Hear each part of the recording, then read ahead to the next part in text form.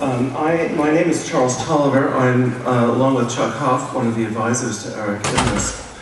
And it is a great joy to get to this point. And I'd say, in all my 28 years, I have never worked with anyone here who is more committed to his work, more searching in his self-questioning, or more promising, addressing deep matters with honesty and passion.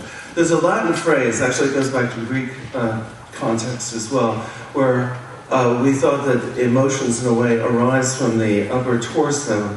And I think this speaks to the kind of deep emotion and reflection that Mr. Teachout, though I couldn't call him Eric, on his first name basis now. And the word is ad imo pectore, that is, he thinks from his deepest chest. And that is how I have known Eric in the better part of over 3 years. And I invite you to come to his reflections this evening on Truth and Love, which he is, with his true loving and loving truth, he has come to. Please welcome Eric Teachout.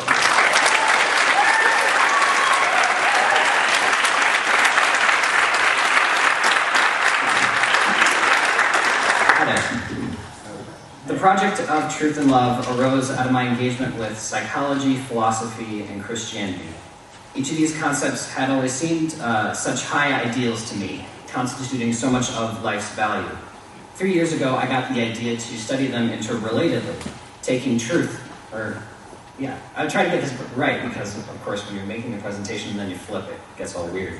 But taking truth with all its transcendence and eternality, and love with all its passion and compassion, I began to ponder these two in a dialectical relation. And so it is in the spirit I've sought to integrate two of history's most important evaluative questions. Of course, there is Pilate's famous inquiry in the Gospel of John, what is truth? And then also the earnest, heartfelt musing of the 90s musical artist Hathaway, what is love? Baby, don't hurt me. Don't hurt me no more. During my junior year, I was able to secure my individual major through the Center for Integrative Studies, which has been the foundation and the backbone of my project.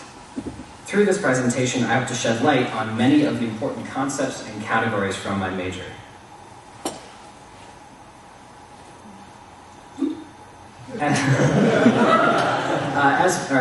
As my advisors and mentors, I've had the help of two Charleses, Professor Charles Halfer of the Philosophy Department and Professor Chuck Hoff from Psychology, who have been sources of immense support in this project. I also thank the many other professors here for their investment in my education. I give thanks to my theatrical team, John Purchase, John Michael Verrill, and especially David James Peterjohn for helping me with the script, and also to Sophia Galloway and Gary Gisselman, all for their assistance and collaboration for the dramatic components of my presentation. Lastly, I wish to notice my parents who are here today. You are my makers, my love, and my friends. Thank you.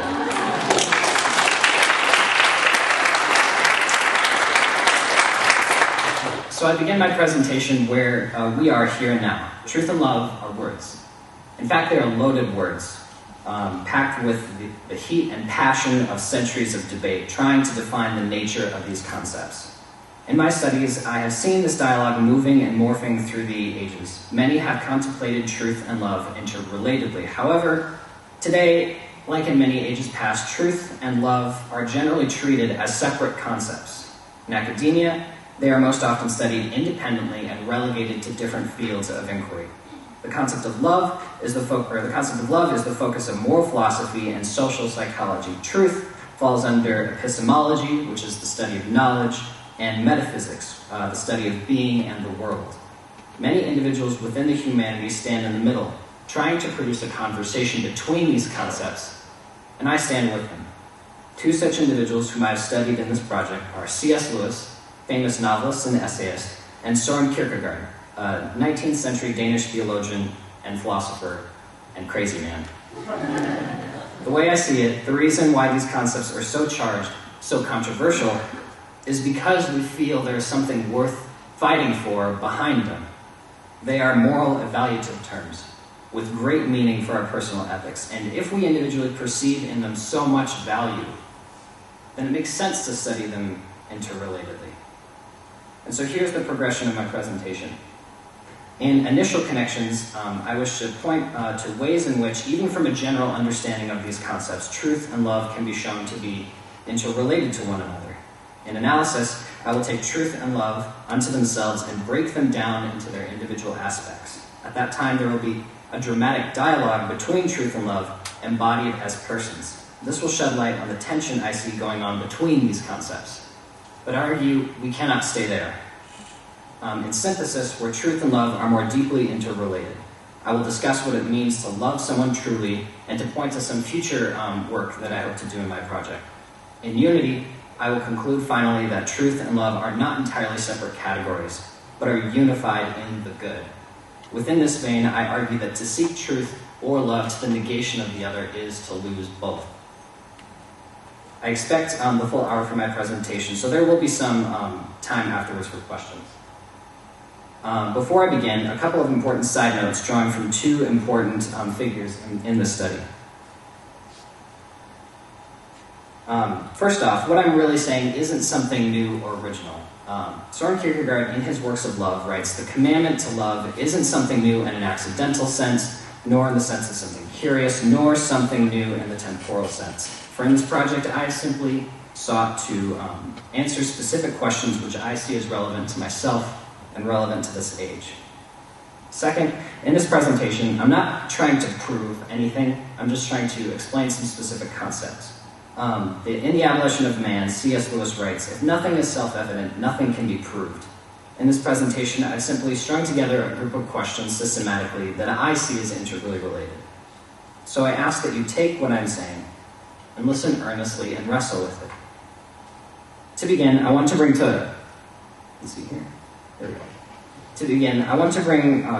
bring some initial connections to light between truth and love, even from a general understanding of these terms. Here you see several concepts that can be more related to truth and love, respectively. In the first one, having respect for reality is a necessary precondition for having regard for others. 20th century theologian Charles Williams said, Hell is always inaccurate.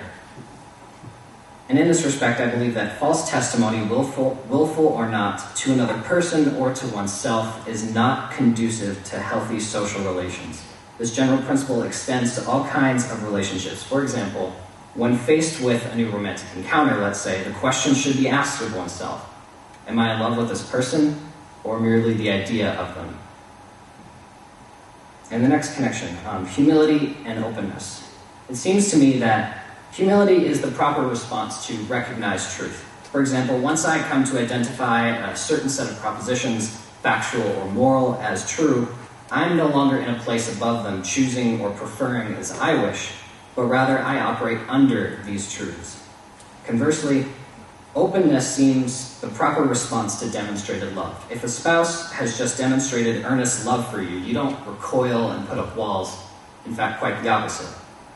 So, humility for truth and openness for love. Yet, these two, humility and openness, bear a striking resemblance to each other.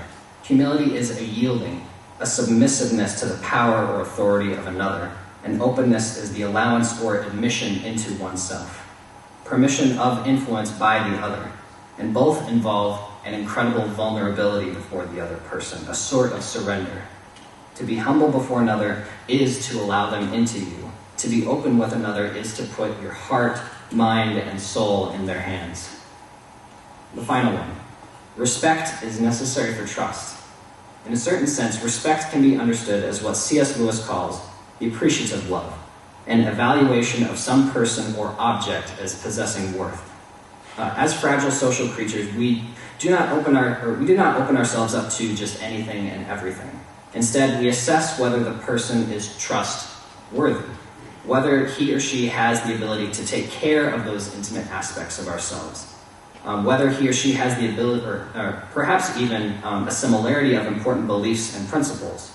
When another person acts in such a way as to negate that trust, to negate our respect for them, they lose the trust of intimacy. These initial connections give us hints at a deeper relationship between truth and love. Yet to go any further, I think we must assess the unique aspects of each of these terms unto themselves. So to get at the similarities and overlap of truth and love, we must first examine the differences that can be drawn between them, the ways in which they can be seen as heading in different directions altogether, the tension that exists between them. To bring out this tension, I turn now to the dramatic component of our presentation. For this talk, I wanted to give something that expressed my thoughts in a way that made them immediately relevant and accessible. So with the help of many from the theater department, I crafted a script, taking these abstract concepts of truth and love and embodying them as real live persons. Then I placed these persons in a close relationship, the most complex, the most mysterious, and I argue the most dialectical of all relations, marriage.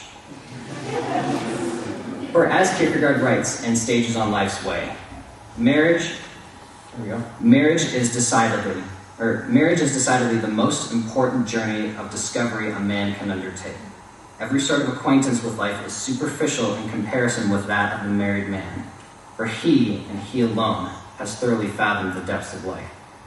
Thus, in the interest of plumbing such depths, I present to you Truth and Love, a dialogue, starring John Michael Rivero as Alan and Jonna Purchase as Agnes.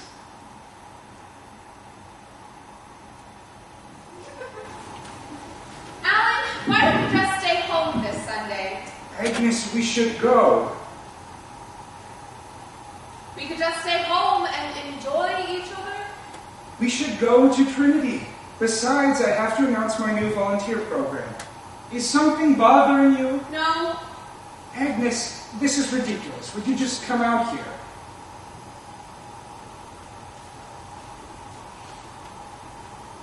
What are you thinking? I don't wish to go to Trinity anymore. Why? For the same reasons I've been telling you for weeks, Alan. I don't understand. Pastor John's sermons make me uncomfortable. What do you mean? They're so harsh, like I'm constantly being judged. Agnes, there's nothing he says that is specifically towards you. There doesn't have to be. Isn't church supposed to be a place that is welcoming and inclusive? Yes, I would agree. Well, that's not what Trinity is for me. I feel set apart from everyone else. What do you mean? Like I'm singled out from everybody. Agnes, I can't imagine that anybody at that church is singling you out. They want you to be there. And I also think church is a place where we go for teaching, to talk about what's right, and that is supposed to challenge us. To become what, Alan? For the sake of what? God? Do you really think God wants us to be everybody else's judge? What are you saying? What do you mean? Agnes, what's really going on here? That is all there is. Agnes, we can't function unless there's complete truthfulness and openness between us. What if I can't tell you? Is this about me? Am I doing something wrong? Sometimes I don't tell you everything I'm thinking because I'm afraid. I'm afraid you're going to take what I tell you and hurt me with it. I would never hurt you, Agnes. Can you tell me what's going on? The way that some people at Trinity talk, I recognize they have different goals in life and I do different standards, but it's what they do with those standards, Alan, how they talk about the rest of the world, how they see themselves. It makes me wonder whether I want to believe what they believe. I mean, how can we claim to know what God wants for people? I don't know anymore, Alan. You're doubting. Alan, don't. I can't help it anymore. I didn't want to tell you. I was so afraid that you just... No, Agnes, I want us to be open about these things. I want you to feel like you can trust me. I want to help you. We need to figure this out so you can get it back. I want to help you through this, Agnes. There you go, Alan, doing what you always do. What did I do? What if I don't want to get it back, Alan? I'm struggling with something, and maybe I don't want to be fixed right now. Maybe I just need you to accept me. I do accept you. Then listen to me, Alan. I sometimes feel like you're so busy trying to make our marriage right that you don't actually see me. You put so much energy into securing us financially, and your work in the community is so admirable. You spend so much time reading scripture and all those self-help books. You understand marriage, and you know what is necessary for us to be good. But where am I? Who am I? Sometimes I feel I just get lost in your principles. You're Agnes. I see you. I'm trying to do what's the best for us. Both of us. Can't you see that? Alan, I feel so alone in our marriage. Maybe we're both feeling alone right now. What do you mean? I slipped up again this week. It happened 2 days ago after work, and I Alan, panicked. I'm sorry. I thought I could fix this myself. When I came in so late that night, you had to have thought something. I suspected. And you didn't even ask. Agnes, I need you to help me with my addiction. I feel like you're often just an outside observer in my pain, my failures.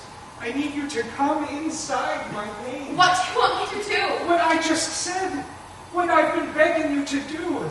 I need you to be demanding, to be hard on me. But you're already so hard on yourself. And I keep slipping back. I'm not getting anywhere. Agnes, you know how much this problem wrecks me, how it debilitates me in my work, how I'm such a miserable failure. Alan, you have no grace for yourself. You're always trying, always striving to become someone else.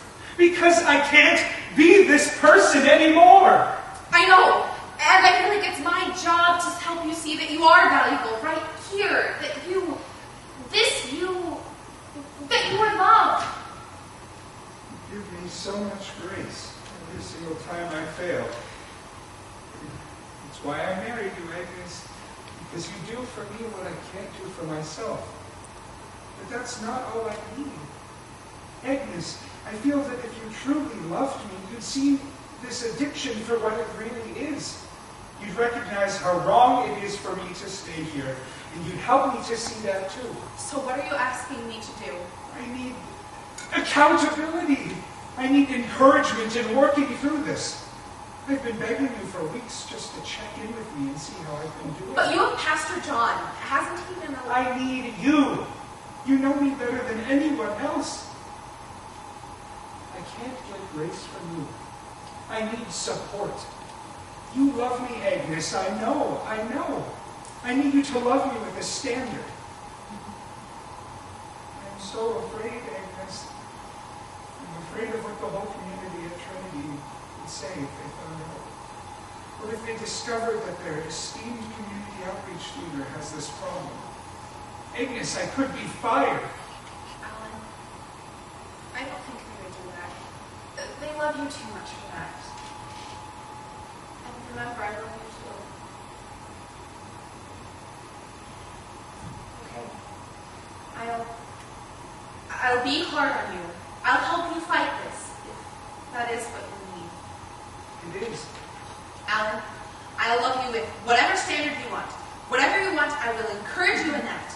And if you're struggling at that level, well, you can try something a little easier for now. Agnes, you just don't get it. What, Helen? Why are you walking away? Because it's not whatever I want. Because that doesn't help me when I'm in that place, when what I want is what I shouldn't have. Agnes, you used to be so strong in your convictions, so stable in helping me. What happened to your integrity? I can't depend on you anymore. So I'm not good enough for you, Alan? Is that it? You know, I'm sorry I can't be as self-righteous as you. Excuse me? I said, I'm sorry I can't be as self-righteous as you. I'm tired of being made into your moral project, Alan. All those people in the community that you serve, I bet it makes you feel really good to help all of them. But what about them, huh? What do they want? What if they didn't need your help? I bet that would be a righteous stab in the back to you, a religious punch in the gut. Everyone has to be a project to you, don't they, Alan? Never accept a person where they are or for who they are. I'll tell you something, Alan. Look at your life. The core of your motives are the very end of your actions, and you'll see this is really only about you, your righteousness, your self-confidence. No, Agnes, at least I have some sense of identity. At least I don't shrink from involving myself in the struggles of others. Because when you get down to it, you don't really have anything guiding you, Agnes. No point of reference in life, no continuity in your beliefs. You've lost it. Yes, sure, your focus is on people. But you just give them whatever they want.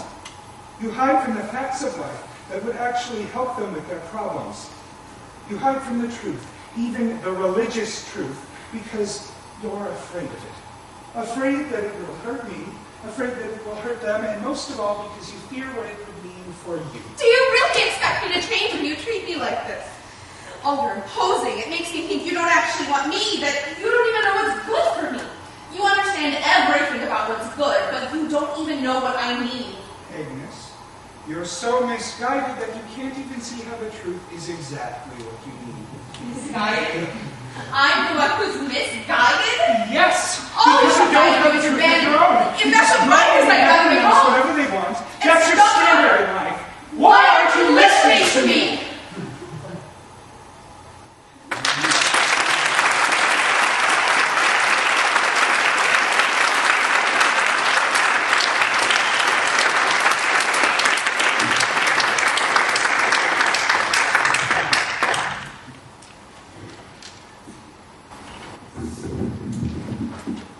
These two characters, Alan and Agnes, they do have some common ground. They are very different persons. They listen to each other, but only for so long. In this stage of my presentation, I analyze the concepts of truth and love into more basic aspects. I present these aspects to show the dialectical tension that exists between them. We all know the Allens and the Agneses in our lives. And just as Alan and Agnes have very different ways of approaching their decisions, so do truth and love represent characterological ways of moral thinking. For all those who appeal to truth or to love, I perceive there to be distinctive characteristics and behaviors and arguments to what they do. I do this analysis by examining the I do so by examining these evaluative concepts with a descriptive lens, not asking why which one is more important than the other, but simply to ask how they function in our moral living. There we go. Number one, while truth is conditional and distinguishes, love is unconditional and unifies. To call something the truth is to make a selective judgment that among all of these things, this is the true such and such. When truth makes value judgments, it strives for infinite accuracy, sharp, stark, even to the point of harshness. Further, truth neither hides nor ignores anything. It brings everything to light. It sees everything. It examines everything. With these qualities in mind, let's now think back to Alan. For him, church is a place for teaching what is right. And when Alan thinks that Agnes is concealing something, he demands honesty and openness. Conversely, love is unconditional and unifying. While love isn't so interested in value judgments, it will focus on the evaluative qualities where there exists similarity or equality. Because love draws together, it is interested in the points of connection, bridging gaps, and it may even partake in having certain boundaries or distinctions blurred in order to do so. Love desires mutuality and sharing between persons. In this way, we can recall Agnes's desire for a church that is welcoming and inclusive. Taking their evaluative perceptions, truth and love seek to apply these principles in action. And so we come to two. A person of truth constrains and limits, whereas the person of love frees and accepts. So truth constrains and limits. I think when preserved in its absolute form, truth demands a death unto oneself. It is controlling and imposing. It sets boundaries and commands pathways, all according to a standard of perfection. And the person who accepts truth, who wants truth in their lives, is willing to suffer this imposition in order to be changed. For example, Alan isn't willing to just be the person he is. He feels that he must change. He must overcome his problem. Love practices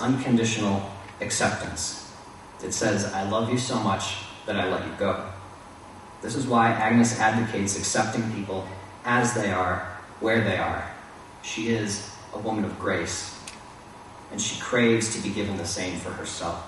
She is desperate for Ellen to love her as she is, because love lets the other be. It releases into freedom.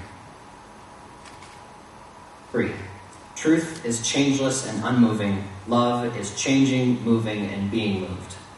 The nature of truth is to stand firm in the face of adversity. Truth is the eternal, the absolute, the necessary.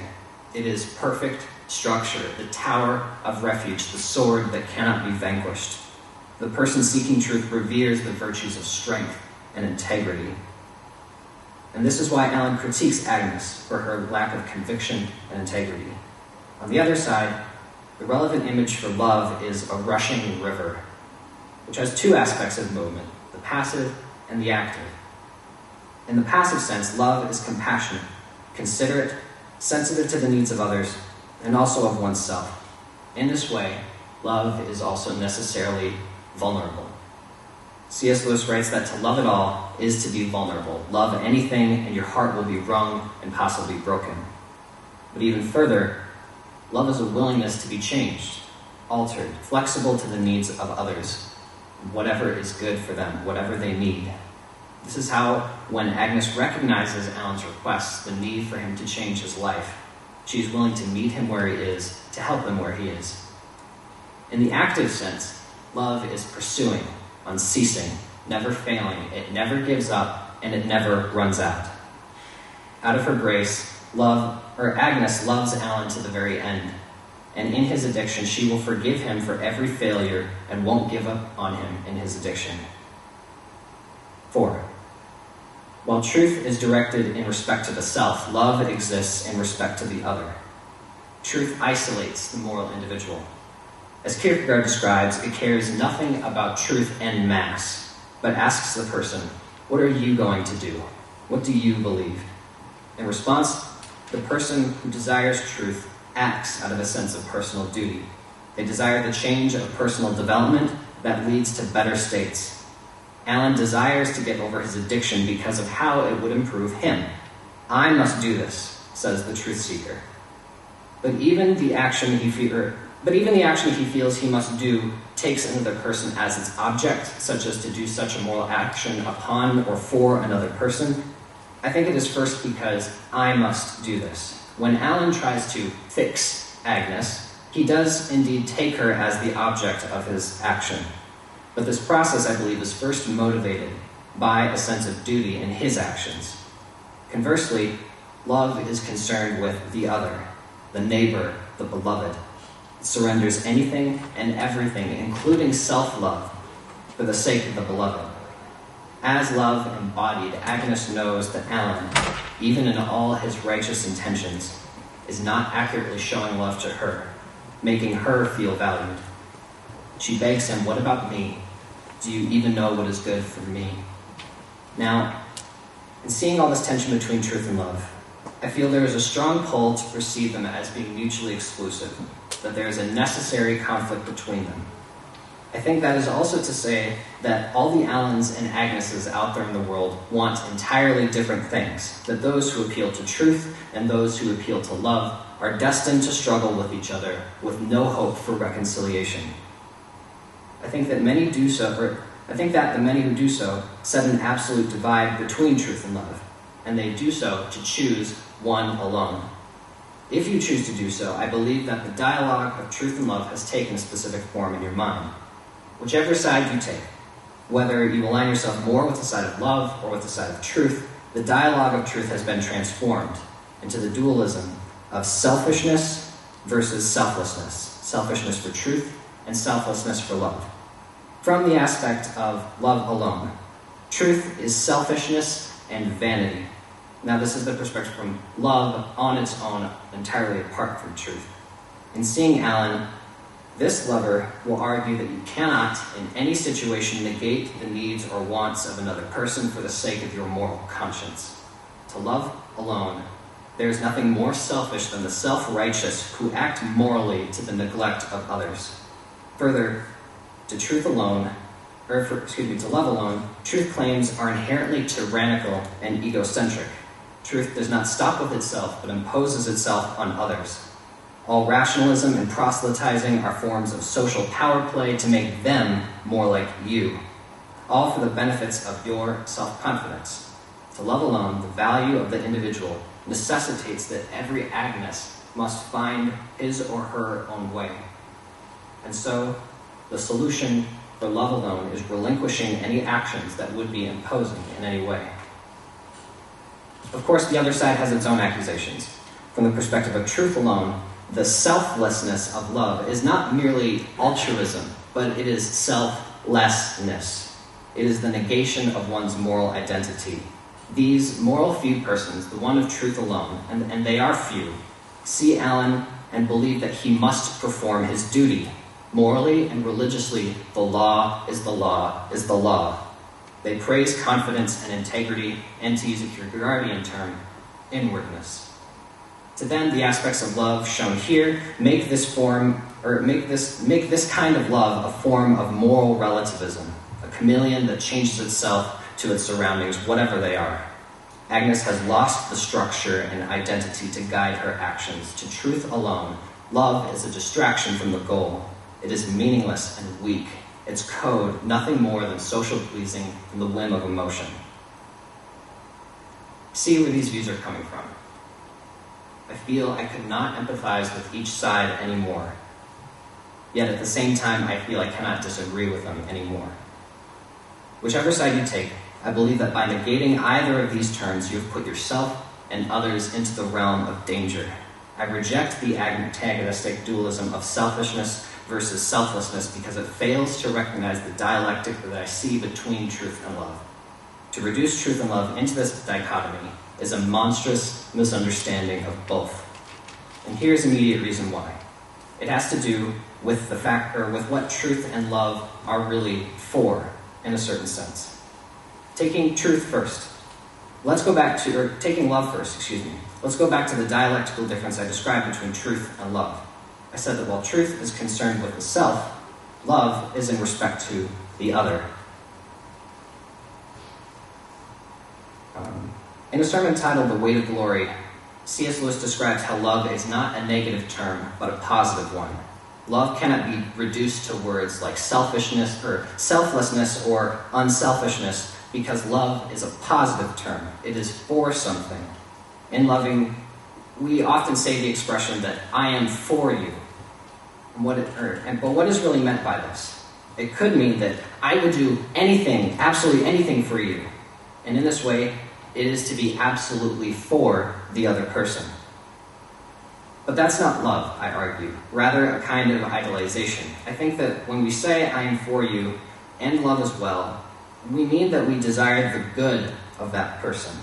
The difference, I think, is crucial, because when it is the case that love is for the good of the other person, and the good of the other person is above that person, in this way, love is not purely relativistic, but it has something substantial to this. Thus, I argue that love is for good and about the other, rather than being purely and absolutely for the other person.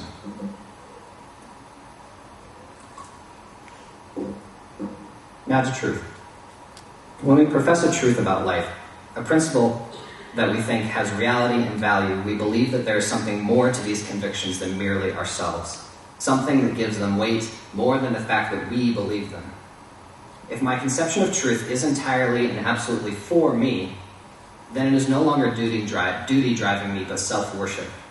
On the one hand, I think it takes a special self-awareness to realize when you're acting on your moral convictions for the sake of self-righteousness. Yet I believe truth cannot be reduced to this. As an individual, in relation to the truth, I believe that truth has everything to do with me, with my sense of identity, my purity, my eternal happiness. But even so, when I think of what truth asks of me, it really wants me to change according to it, that I bend my knees before it. And so I argue that truth is not inherently selfish or prideful, but it is also something very substantial.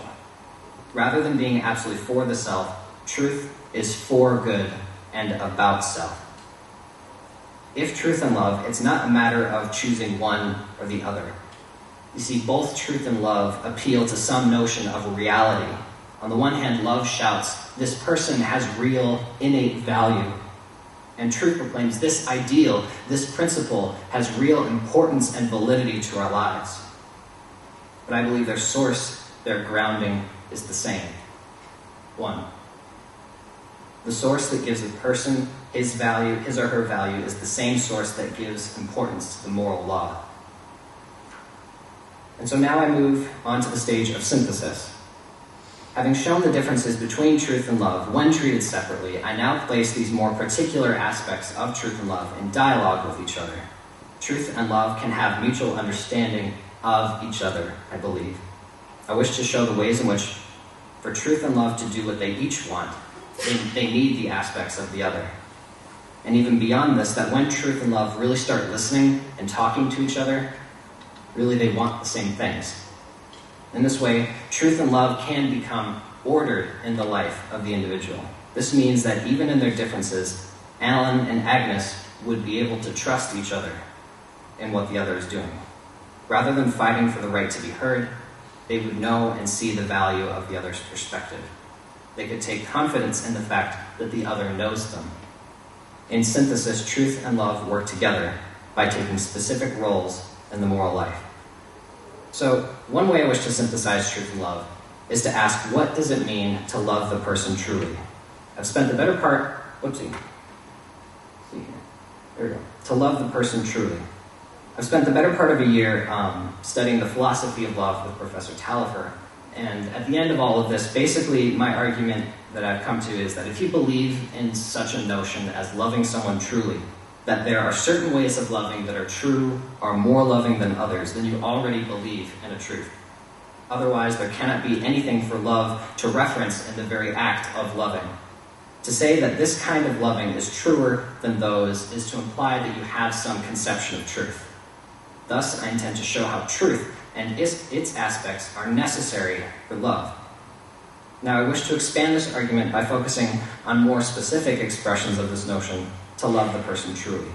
I think the idea of loving someone truly can be articulated in many ways, but there are two specific ideas I wish to touch on tonight.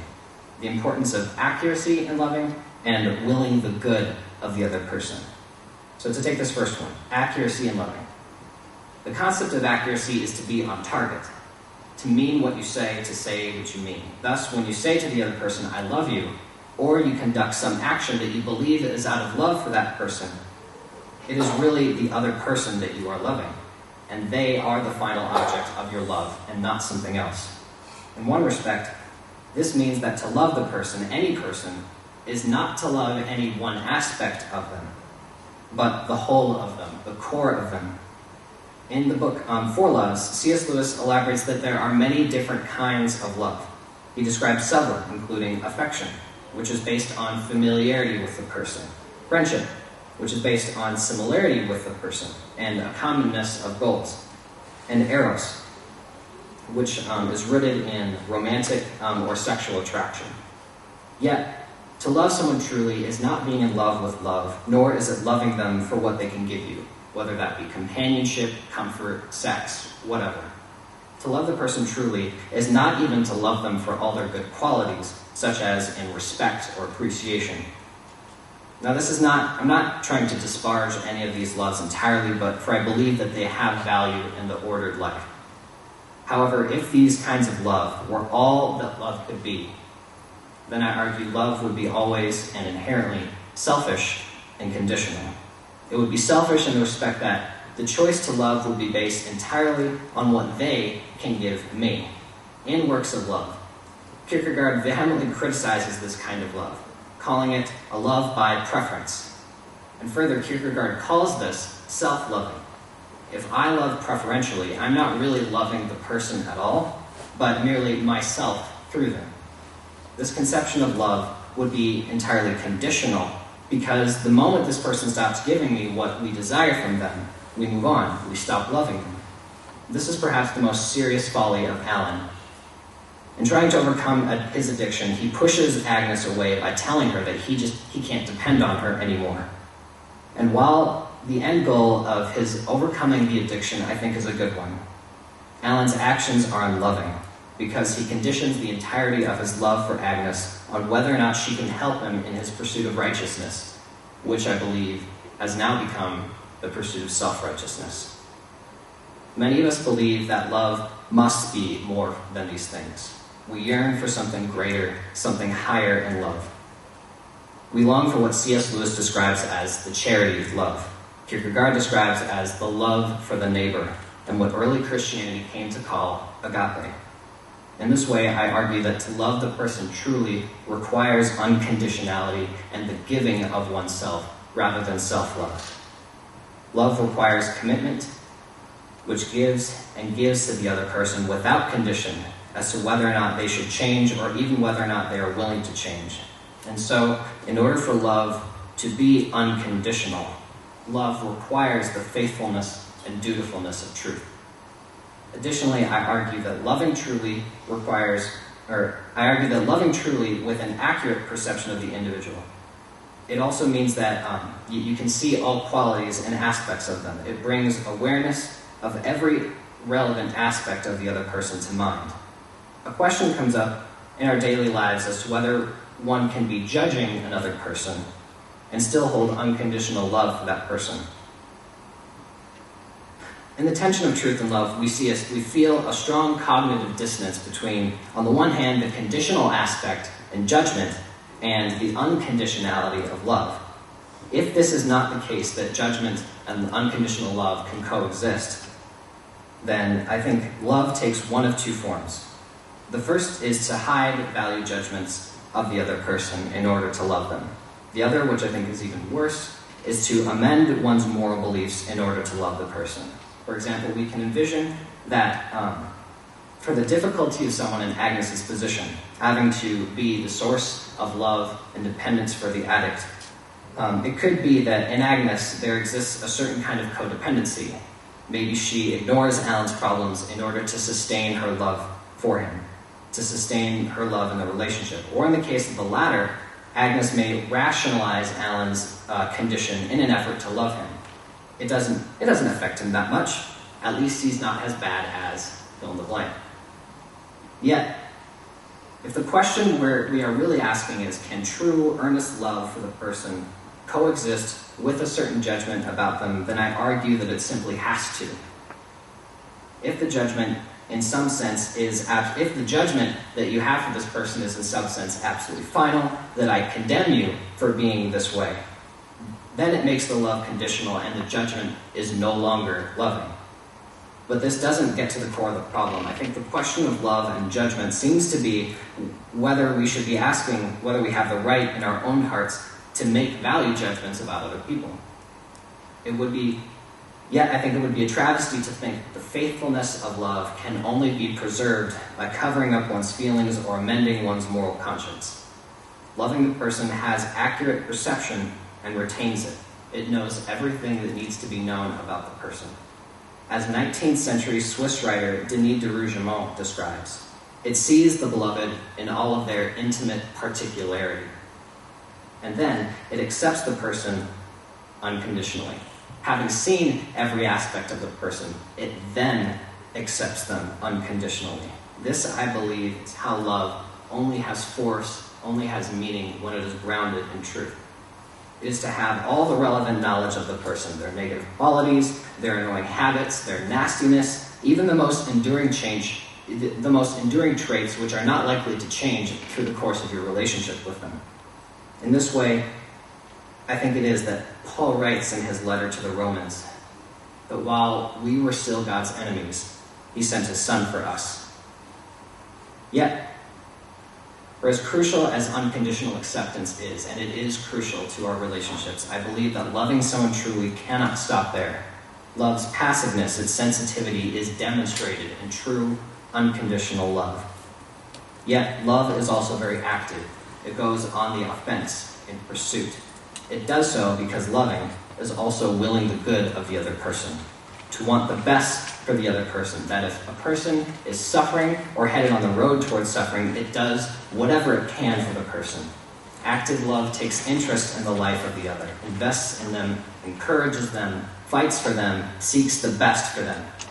While Alan was greatly unloving and demanding this from Agnes, I believe it is right for him to want Agnes to come inside and help him with his problems. Active love does all these things because it is concerned for the other person. Well, what is this love concerned about? This, I believe, is the question where the majority of our disagreements about the nature of love come into play. Okay, so love is to will the good of the other person, but what is the good? What is the true meaning of our lives? What do people need? Answering this question on religious terms, Christian will say pretty stereotypically that as a Christian, we need Christ. An atheist will say that we need a sense of autonomy and a certain openness in our understanding of the world. And from this basic understanding of what is good, what our innate human needs, the definition of love entirely changes. In our efforts to love one another, these disagreements are inevitable. In our households, with our parents, and our friends. When someone does not want to receive the good that we have for them, it can be so easy to push harder, to try to make them take it. In doing so, we take truth and we use it as a bludgeon to bash them over the head. To disagree with someone about their needs, to believe that you know better than them what it is that is good for them, I think that is very risky business. In this way, the very idea of truth is terrifying. And rightfully so, I think. To conceive oneself in the role of midwife or minister of truth to another person should inspire us to fear and tremble. To realize that instead of exalting ourselves, that the truth that guides love wants our humility, our surrender, and our deep compassion for that person, rather than our desire to impose on them. To disagree with someone about I just said that. I've spent a lot of time discussing how love needs truth, but I am equally interested in the other side, how the aspects of love, let's go here, there we go, how the aspects of love are necessary for truth. This is the future direction of my research, and I haven't explored it as much, but I can describe some concepts that I've learned from other components of my major. Last year, I did a research on a field in philosophy called virtue epistemology with Professor Furstein from the philosophy department.